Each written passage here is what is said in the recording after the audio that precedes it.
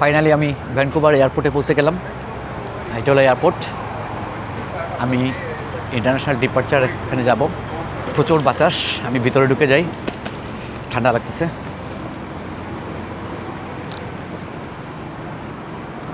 Automatic gate, খুলে গেল gate. Sorry, আরে আমার লাগেজের সমস্যা করতেছে। সো অটোমেটিক ডোর খুলে যাবে। ফাইনালি আমি ভিতরে ঢুকলাম। এখন গরম মানে ঠান্ডা লাগতেছে না। আমি এখন সেলফ চেক ইন করবো। এই কিউতে গিয়ে আমি সেলফ চেক ইন করবো। আমি প্রায় 5 ঘন্টা আছে আমার ফ্লাইটের, এখনও 5 ঘন্টা আগে আমি পৌঁছে গেছি। গত 2 ঘন্টা যাবত প্লাজা প্রিমিয়াম লাউজে আছি। ব্যাড অভিজ্ঞতা থেকে আমার ব্যাংককের লাউজ অনেক ভালো ছিল, অনেক বড় স্পেস ছিল। এটা বেশ ছোট একটা স্পেস। খাবার হালাল হারামের বাজ বিচার করতে গিয়ে শুধু একটু নুডলস খেতে পারছি, একটু chicken soup, corn soup, corn with chicken আর কি, একটা স্যুপ খাইতে পারছি একটু, আর একটু নুডলস খাইতে পারছি, কফি খাইতে পারছি, পানি, ডিটক্স ওয়াটার এগুলো খাচ্ছি। কিন্তু আসলে ভারী মিল কিছু নিতে পারিনি। আর নুডলসও এখানে খাওয়া যায় না। তো জাস্ট একটু রেস্ট নিচ্ছি আর কি। ল্যাপটপে কিছু কাজ ছিল, ওটা শেষ করলাম। এখন ওয়েট করবো আমার ফ্লাইটের। আরও অলমোস্ট 2 ঘন্টা আছে ফ্লাইটের।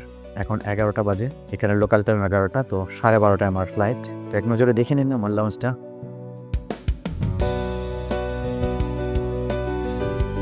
এখানে আসলে কোনো খাবারই আমি খেতে পারতেছি না, মুখে রুচির জন্য না। রুচি এখন আলহামদুলিল্লাহ আছে, খেতে পারি।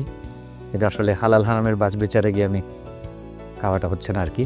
তো এই হলো লাউঞ্জের এরিয়া। মোটামুটি খারাপ না, এরিয়া বড়ই আছে, বাট সেরকম না। ব্যাংককের যে লাউঞ্জটা আপনাদেরকে আমি দেখাইছিলাম ভ্যানকুভার আসার দিন, সেরকম না। খাবার দাবারে খুব একটা মানে হচ্ছে না, রুচি হচ্ছে না খেতে, এই আর কি। তো রেস্টে আসি, এইটাই যথেষ্ট। এখন ভ্যানকুভার থেকে ফেরার পথে আপনাদেরকে অ্যারাইভাল দেখাইছিলাম, এখন ডিপার্চার দেখাবো। চলে আসলাম ক্যাথে প্যাসিফিকের গেটের সামনে। তারা আগে দেখছেন হয়তো আমার ভিডিওতে যে তারা একটা ব্যাস পরে দিচ্ছে আমাকে ক্যাথে প্যাসিফিকের লোগো সহ। হংকং এয়ারপোর্টে যখন আমরা যাব, ওখানে 2 ঘন্টা 25 মিনিটের টেক ওভার টাইম আছে। তো ওই সময় আমরা যখন টার্মিনালে পৌঁছবো সেকেন্ড ফ্লাইট ধরার জন্য, তখন যাতে আমাদেরকে সব আইডেন্টিফাই করতে পারে, এই জন্য ব্যাসটা তারা রিকোয়েস্ট করছে ব্যাসটা যেন পরে থাকি। সমস্যা নাই, ওইখানে সবাই পড়ছে, আমিও পরে আছি। এটা ভালো একটা মার্কেটিং হচ্ছে ক্যাথে প্যাসিফিকে। তো এই হলো আমাদের গেট। ওকে, হংকংয়ের আমার ক্যাথে প্যাসিফিকের কল চলে আসছে। ভালো থাকবেন, বাই। দোয়া করবেন সবাই আমার জন্য। 14 ঘন্টার ফ্লাইট, একটু টেনশন হচ্ছে, স্বাভাবিক হবে, লম্বা flight. Finally boarding pass check হয়ে গেল, এখন ঢুকবো ফ্লাইটে। আসলে এত ভিড়ের মধ্যে আছি যে আমি ভিডিও করতে পারতেছি না। আমার সামনে পিছনে প্রচুর কিউ, বারবার দাঁড়াইতে হইতেছে। অনেক বড় বিমান। আমার সিট 44 এর মধ্যে পড়ছে, লাইনের মধ্যে পড়ছে। আর এই বিমানের টোটাল 77টা লাইন আছে, এর মধ্যে 44তম লাইনে আমার সিট পড়ছে। তো দেখেন কী অবস্থা, অনেক ভিড় এবং অনেক বড় বিমান। আলহামদুলিল্লাহ সিটগুলো দেখতে অনেক সুন্দর, ভালো লাগতেছে। কারণ আমার এই ক্যাথে প্যাসিফিকেই আমার আসলে টিকিট রাউন্ড ট্রিপ করা ছিল, কিন্তু আনফর্চুনেটলি আসার টিকিটটা ব্যাংকক আসার পরে ক্যান্সেল হওয়ায় রিশিডিউল হয় চাইনিজ এয়ারলাইন্সে পরে। এই হলো, চলে আসছি প্রায় মাসিটার কাছাকাছি। 44, আমি এখন আছি 41-এ।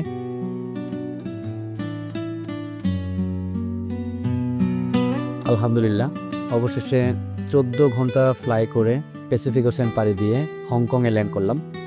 এই ছিল আমার সিট। তখন দেখাইতে পারি না, খুব ভিড় ছিল এবং আমার এই পাশে একজন চাইনিজ আর এই পাশে একজন ইউরোপিয়ান বসা ছিলেন। আর আমি এমন এক জায়গায় পড়ছিলাম দুইজনের চাপে। এইটুকুই শুধু সমস্যা ছিল এই ফ্লাইটে, মানে ওনাদের শরীরের গন্ধে আমার ঘুম আসে নাই। অনেস্টলি স্পিকিং, কিছু মনে করবেন না। ওনাদের স্বাস্থ্যের পরিসরের কারণে আমার কমফোর্ট হয় নাই বসতে। বাকি ফ্লাইটের সার্ভিস, ক্যাথে প্যাসিফিক আসি ফ্লাইট খুবই ভালো। এদের সার্ভিস, ফ্লাইটের পাইলটের যে দক্ষতা, এভরিথিং আমার ভালো লাগছে। যাওয়ার সময় চাইনিজ এয়ারলাইন্সে গেছি, তার সাথে কম্পেয়ার করলে অবশ্যই এই ফ্লাইট অনেক ভালো। আমি এখন রওনা করবো, বের হবো ইনশাল্লাহ। Sorry, okay. How are you? I'm good. Thank you. I smile? Yeah, thank you. Thank you. Thank you. এই হলো সেমি ইকোনমি, এটা কাইন্ড অফ বিজনেস। এখানে যদি কোনোদিন ইচ্ছা আছে, যদি কোনোদিন সামর্থ্য হয় এখানে চেক করবো। এইটা হলো গিয়া একেবারে হাই ক্লাসের। টোটাল 77 র, আমি ছিলাম 44 নম্বর র, মানে মিডিলে ছিলাম বিমানের। তো আমি চিন্তা করলাম প্রতিটা রয়ে আপনার মাঝখানে 4 জন আর 6 জন। Thank you Cathay Pacific, thank you. Thank you. Have a great day.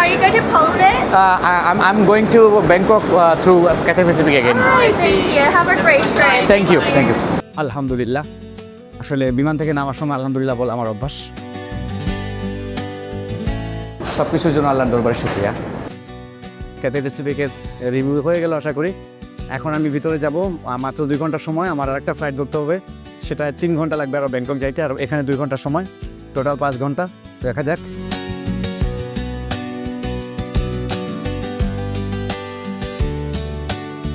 এখানে হংকংয়ের এয়ারপোর্ট খুবই বড়, অনেক বড় আসলে, তাইওয়ান থেকে অনেক বড়। তাইওয়ানও বড় ছিল। আমার তো এবার ওটা flight, same flight Cathay Pacific, so আমার বোর্ডিং পাস ভ্যানকুভার থেকে একসাথে দিয়ে দিয়েছিল। আনফর্চুনেটলি আমার এখানে এসে ভ্যানকুভার থেকে দেওয়া বোর্ডিং পাসটা স্ক্যান বারকোড স্ক্যান হচ্ছিল না, সো আমি ওইটা আবার ক্যাথে প্যাসিফিকের কাউন্টারে গিয়ে ঠিক করানো লাগলো। এখন ফাইনালি আমি ভিতরে ঢুকছি। এখন আমি আমার গেট খুঁজতেছি।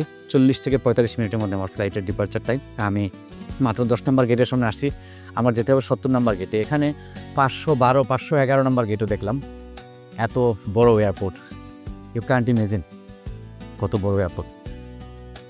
হংকং একটা ছোটো দেশ জানতাম, কিন্তু এত বড় এয়ারপোর্ট দেখে তো অবাক। প্রচুর বিমান এখানে ক্যাথে প্যাসিফিকে। এখানে এখন সকাল, আমি গত 23 ঘন্টা ঘুমাই না, 23 আওয়ার্স। এয়ারপোর্টটা খুব ভালো লাগলো। আমি এখন এখান থেকে পানি নিব। এই যে খালি বোতল আছে, বোতলে পানি নিব। সো ড্রেস আপ চেঞ্জ করলাম। এত বড় হংকং এয়ারপোর্ট কল্পনা করা যায় না। আমি এখন গেট নাম্বার 70 খুঁজতে খুঁজতে প্রায় 20 মিনিট হয়ে গেছে। এত গেট, দেখা যাক কী হয়। মেট্রো রেলে করে আসলাম, মেট্রো রেলে করে আসলাম অনেক দূর এসে এখন আমি গেট 70 দিকে যাচ্ছি। আমি হংকংয়ের এয়ারপোর্ট দেখে, এত বড় এয়ারপোর্ট দেখে, এই যে মেট্রো রেল যাচ্ছে, হংকংয়ের এয়ারপোর্ট দেখে আমি অবাক হয়ে গেলাম আসলে। নেক্সট ইয়ার হংকংয়ে হবে আমাদের রোটারি কনভেনশন, তো আমি অলরেডি অ্যাপ্লাই করা, তো আমার খুব ইচ্ছা, এবং ইনশাআল্লাহ আল্লাহ বাঁচায় রাখলে হংকংয়ে নেক্সট ইয়ার আমি এক্সপ্লোর করবো ইনশাআল্লাহ। রোটারি কনভেনশনে জয়েন করব আর হংকং এক্সপ্লোর করবো ইনশাআল্লাহ। আমাকে খুব ক্লান্ত লাগতেছে, কারণ লাস্ট 23 ঘন্টা আমি ঘুমাই নাই। দেখেন আমার পিছনে এই যে গেট নাম্বারগুলো শো করা আছে, 1 থেকে 36, 201 থেকে 230, 511 থেকে 530। ফাইনালি আমি আমার গেটের এক্সাক্ট লোকেশন পেয়ে গেছি। এই যে আমার পিছনে দেখেন, এই যে 60 to 80, তো আমার গেট হলো 70, সো আমি এই বরাবর গেলে পাবো। আমি প্রায় অলমোস্ট 25 মিনিট হয়ে গেছে আমি আমার গেট খুঁজতেছি। মেট্রো ট্রেন 2বার ইউজ করছি, সো আসলে সারপ্রাইজিং। আমি খুবই অবাক হইলাম। হংকং সম্পর্কে আমার এরকম আইডিয়া ছিল না। আমি এখন ইনশাআল্লাহ যদি সেফলি পৌঁছি ব্যাংকক, আমি রেস্ট নিয়ে তারপর হংকং নিয়ে একটু স্টাডি করব, এবং নেক্সট ইয়ার যেহেতু আমার হংকং অ্যাপ্লাই করা আছে রোটারি কনভেনশন, তো আমি এখন খুবই এক্সাইটেড আর একটা দেশ এক্সপ্লোর করার জন্য। 63 ক্রস করতেছি, চলন্ত অ্যাক্সেলেটার। ওই যে 64, 65 দেখতেছি, আশা করি 70 পেয়ে যাব। 70 হলো আমার গেট। ক্যাথে প্যাসিফিকের বিমান দেখে তো অবাক হয়ে গেলাম, কতটা বিমান যে গুনলাম এখন আসলে কাউন্টও করতে পারবো না। চতুর্দিকে খালি বিমান, এইদিকে বিমান, এইদিকে বিমান, এত গেট, এত বিমান, আর এত টুরিস্ট, এত প্যাসেঞ্জার, আনবিলিভেবল। সে যাক, এবার ভ্যানকুভার ট্যুরে আমার তাইওয়ান এবং হংকং এয়ারপোর্ট দেখার সৌভাগ্য হলো। তো নেক্সট ইয়ার ইনশাল্লাহ হংকং এক্সপ্লোর করব, আল্লাহ যদি বাঁচায়। দেখেন এখন আর্লি মর্নিং কতগুলো ফ্লাইট শিডিউল এখন আছে। এগুলো কিন্তু শুধু এটাই না, ওইটা একটা পর একটা ওভাররাইড হচ্ছে, মানে এত ফ্লাইট হিসেব করে শেষ করা যাবে না, চলতেছে। খুবই বিজি একটা এয়ারপোর্ট। এখন আর্লি মর্নিং এখান থেকে ইউএসএ যায়, কানাডা যায়, প্রচুর পর্যটক আসে, প্যাসেঞ্জার আসে, যারা হংকং এয়ারপোর্ট ব্যবহার করে ট্রানজিট হিসেবে। ভালো একটা অভিজ্ঞতা হলো। ইয়েস, আমি 70 অবশেষে পেলাম। ওই যে আমার 70 নম্বর গেট সামনে, দেখতে হয়তো অনেক দূরে লাগতেছে। আমি অ্যাক্সেলেটার আছি, তো যাচ্ছি। আলহামদুলিল্লাহ পেয়ে গেছি। আমার বোর্ডিং টাইম হলো 7:20, এখন 7:10 বাজে, সো আমি 10 মিনিট আগে পৌঁছে গেছি। ভালো একটা অভিজ্ঞতা হলো হংকং এয়ারপোর্ট। আর ফাইনালি ড্রেস আপ চেঞ্জ করে এখন একটু ভালো লাগতেছে। এখানে এসে গরম পাইছি, অবশেষে অনেকদিন পর কান টুপি ছাড়া, শীতের কাপড় ছাড়া ভালো লাগতেছে। বোর্ডিং ওপেন হতে আরও 10-15 মিনিট লাগবে। এই ফাঁকে একটু গুগল স্টাডি করলাম, হংকং এয়ারপোর্ট সম্পর্কে জানতে পারলাম যে এটা একটা মেজর গ্লোবাল এভিয়েশন হাব। এবং এটা একটা বিজিয়েস্ট ওয়ার্ল্ডের মোস্ট বিজিয়েস্ট প্যাসেঞ্জার এয়ারপোর্ট।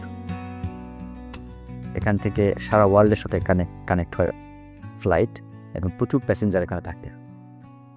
তো আসলে জানতাম না হংকং হয়ে আসতেছি, কিন্তু জানতাম না হংকং এসে এই অভিজ্ঞতা হবো। ভালো লাগতেছে। এখন বিমানে উঠবো ইনশাল্লাহ, আল্লাহ চাইলে 3 ঘন্টার মধ্যে ব্যাংকক পৌঁছে যাব। তারপরে আমি ফাইনালি হোটেলে গিয়ে ঘুমাবো। আসলে অনেক লম্বা সময় ঘুমাই না, তাই আলহামদুলিল্লাহ ফাইনালি ব্যাংকক পৌঁছলাম। এই ব্যাংকক থেকেই যাত্রা শুরু করছিলাম ভ্যানকুভার উদ্দেশ্যে, সেখান থেকে আমার ভিডিও করা শুরু।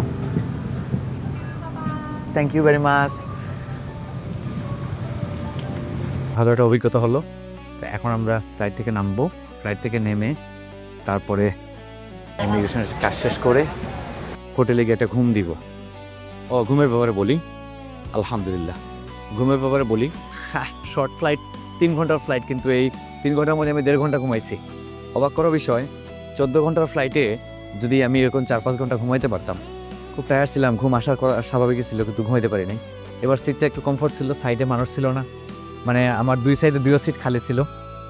একটু আরাম পাইছি। খাবার দিল, বিমান ওঠার পরে খাবার দিল। খাবার খাওয়ার পরে একটু চোখ বুঝছি, কেমনে যে ঘুমাই গেলাম নিজেও জানি না। আসলে খুব ক্লান্ত তো, মোটামুটি 1.5 ঘন্টার মতো ঘুমাইছি। এখন ইমিগ্রেশন শেষ করে হোটেলে গিয়ে একটু ভালো করে ঘুমাইতে পারলে হয়। ব্যাংককের 3 দিনের লাইফ আমি আপনাদের সাথে শেয়ার করবো। এই 3 দিনের লাইফ আসার সময় যে ভ্যানকুভার যাওয়ার সময় যে 3 দিনের লাইফ ছিল, সেটা ছিল অসুস্থতার মধ্যে। আমি খুবই ইনজুর্ড ছিলাম, আমার পায়ের সমস্যা ছিল। ইভেন যেদিন আমি ভ্যানকুভার যাই, আপনারা ভিডিওতে দেখবেন যে আমি খোঁড়ায় হাঁটছিলাম। ব্যাংককের এয়ারপোর্টও কিন্তু একটা অনেক বড় এয়ারপোর্ট। আসলে একটা জিনিস কি জানেন, ব্যাংকক, সিঙ্গাপুর, মালয়েশিয়া, আর আজকে যে হংকং দেখলাম, আর যাওয়ার সময় যে তাইপি হয়ে গেছিলাম, এই এয়ারপোর্টগুলো আসলে এত বড় বড় এয়ারপোর্ট এবং এত কানেক্টিং ফ্লাইট এই এয়ারপোর্ট থেকে যায়, তা কল্পনার বাইরে। আসলে কল্পনার বাইরে, মানে না আসলে বোঝা যাবে না যে এত সুন্দর এয়ারপোর্ট, এত ভালো তাদের সার্ভিস, এত উন্নত তাদের টেকনোলজি। তো ব্যাংককের এয়ারপোর্টও সেরকম। মজার বিষয়টা হলো এরকম যে যখন আমরা হংকং থেকে রওনা করি, তখন 3টা ক্যাথে প্যাসিফিক বিমান সিরিয়ালে, আমরা 2 নম্বরে, আমাদের সামনে দিয়ে একটা বিমান ফ্লাই করলো। এর ঠিক 1 মিনিট পরে আমরা ফ্লাই করলাম। তারপরে পিছনের সে রানওয়েতে আসলো। মানে আমরা যখন উঠতেছি তখন দেখি সে অলরেডি রানওয়েতে আসতেছে। মানে লাগে যেন ট্যাক্সি লাইনে দাঁড়াইছে, আর একটা ট্যাক্সি আর একটা ট্যাক্সির জন্য ওয়েট করতেছে, ট্রাফিক সিগন্যাল ক্রস করে তারা যাবে, এই টাইপের আর কি। মানে ট্যাক্সি হয়ে গেছে আর কি, এরকম লাগে যেন বিমান। বিষয়টা এরকমই, এইসব এয়ারপোর্টে আর কি এরকমই, মিনিটে আর কি ফ্লাইট উঠে নামে, এত বিজি থাকে মাঝে মাঝে। এই 3 দিনের মেইন কাজ হলো গিয়ে আমার টুকটাক শপিং করা, ফ্যামিলির জন্য, আত্মীয় স্বজনের জন্য টুকটাক শপিং করা, আর আপনার একটু ডাক্তার দেখানো, এইটাই। তো ঠিক আছে, সেই মিশনও শেয়ার করবো আপনাদের সাথে ইনশাল্লাহ। টিল দেন, আল্লাহ হাফিজ।